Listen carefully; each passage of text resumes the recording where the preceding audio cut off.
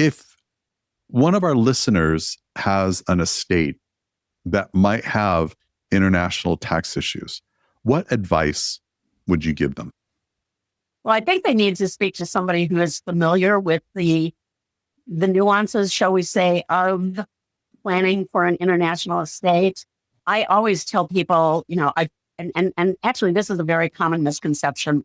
I've had many people come to me saying, hey, I've got property in, you name the country, Hong Kong, China, Mexico, Canada, England, and I need you to plan my estate.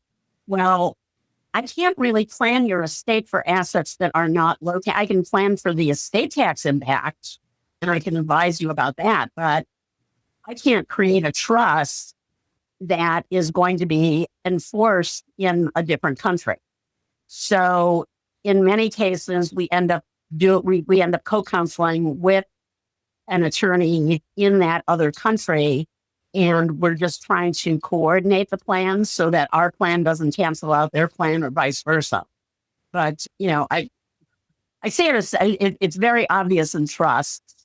I'll see a trust that names my sister who resides in Canada to be the trustee of my U.S. trust. That's one thing that comes up frequently. Or I hereby transfer my condo in Paris to my U.S. trust. Well, good luck trying to get the French authorities to accept a U.S. trust. They don't even have a concept of trust in France. So, it happens. It happens frequently, and it doesn't work. I mean, that's a great way for a plan to fail. Even in a country that has trust, my wife is British, and she has a flat. We would call it an apartment in London, right. And she owns it.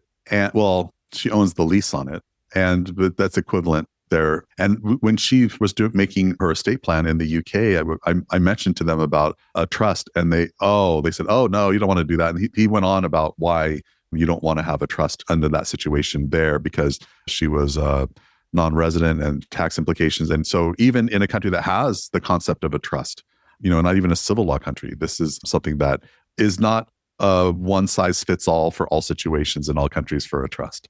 Correct. Yeah. Correct.